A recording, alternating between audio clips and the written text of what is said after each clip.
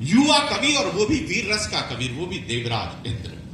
और सही अर्थों में जो वीर रस की परिभाषा है, वो परिभाषा है सर्वेंद्रियाणाम प्रहर्षो। आपकी रोमावलियां पुलकित जिसे हो जाएं सुनकर, सही अर्थों में वही वीर रस है।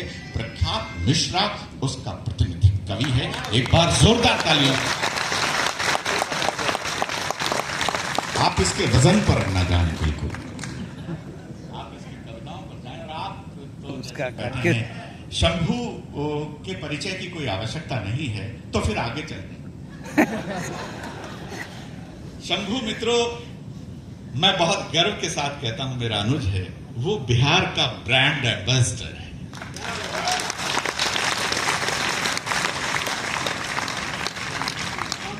वो शायद वाचिक परंपरा का बिहार का पहला कवि है जो अभी अमेरिका में 25 कार्यक्रम करके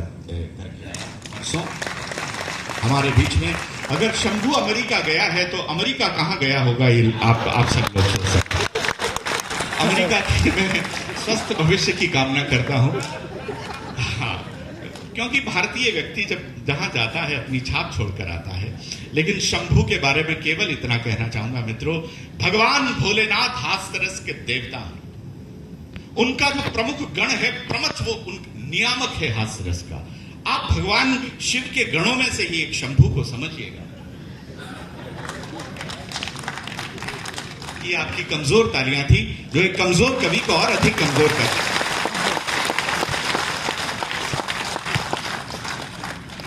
आइए मित्रों, शंभू शिखर को आप सुनेंगे तो आप उसे परसों याद रखेंगे। आपकी अपनी माटी का ये लाडला है, मेरा प्रिय अनुज है। हास्य जो उत्पन्न होता है मित्रों, वो होता है शिशुता से, मासूमियत से उपजता है। जब मन और मस्तिष्क हृदय जब मासूमियत से गहरे आक्रांत होते हैं, गहरी जद में होते हैं, तो जिस रस की निष्पत्ति होती है वो होती है हास्य की। और शंभू इसमें निष्णात है। जरा खुलकर तालियां एक बार।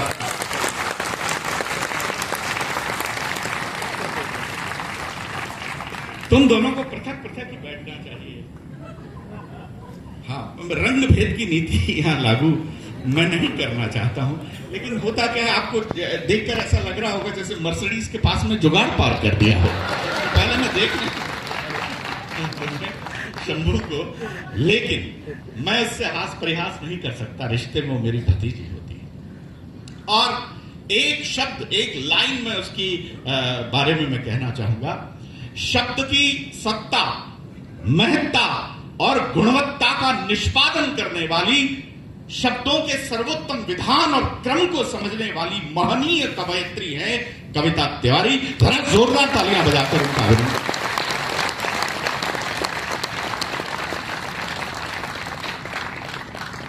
उनके पास ये जो बैठा है ये केवल है, थोड़ा उठे तो सोफा भी श्वास ले सके। आप देखिएगा दोनों आकृतियां हैं। आकृति क्या है बल्कि विकृति है। उधर प्रख्यात को देखिए, दृश्य को देखिए, उसको देखकर ऐसा लगेगा जैसे वो जिम जाता है। इन्हें देखकर ऐसा लगेगा जैसे ये जिम जाता है। हाँ, ये श्लेष गौतम है मित्रों, और ये जाति से शिक्षक है। मेरी बात को समझने के लिए न्यूनतम स्नातकोत्तर होना बहुत आवश्यक है। ये जाति से शिक्षक हैं, बड़े द्वंद्व में रहते हैं। इन्होंने मुझसे कहा, संजय भाई साहब मैं क्या करूं, मैं कविता भी करता हूं, बच्चों को भी पढ़ाता हूं, मैं क्या करूं, आप मुझे परामर्श दें।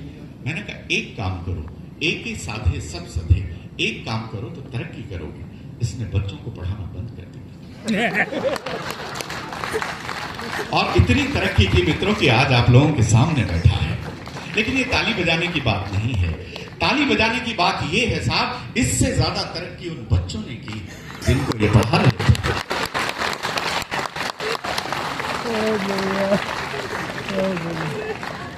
श्लेष एक अलंकार का नाम है। वो रस सिद्ध कवि है मित्रों। वाक्यम रसात्मकम काव्यम पंडित जगन्नाथ लिखते हैं। उसकी कविता में वो रस का निष्पादन, श्रेष्ठ रस का निष्पादन करता है। शब्द है, वो गीत है, शब्दबद्ध संगीत है। जब आप उसे सुनेंगे तो उसके आनंद को आप बरसों भूल नहीं पाएंगे, ऐसा मेरा विश्वास है। जरा जोरदार तालियां मेरे अनुज श्लेष गौतम को। और उधर जो बैठे हुए हैं वो मेरे बड़े भाई हैं, और मेरे बड़े भाई इसलिए हैं क्योंकि मैं उनका छोटा भाई हूं। आपने गौर से देखिए, आप निश्चित रूप से उप मुख्य अतिथि होंगे। हाँ, अतिथि तो आ चुके हैं। आदरणीय सुरेंद्र दुबे के बारे में एक बात कहना चाहूंगा मित्रों, देवताओं में इंद्र और कवियों में सुरेंद्र। अनगिन विदेशों की यात्राएं हैं, अनगिन शोध उन पर किया गया है। सुरेंद्र दुबे के रचना संसार में मिथकीय प्रयोग, वो हास्य रस के पहले ऐसे विरले कवि हैं जिन पर शोध हुआ है। वो है डॉक्टर अशोक चक्रधर के बाद जिसका नाम सम्मान से लिया जाता है, वो है पद्मश्री डॉक्टर सुरेंद्र दुबे। वो पद्मश्री है मित्रों, उन्होंने ले ली, मैंने ली नहीं।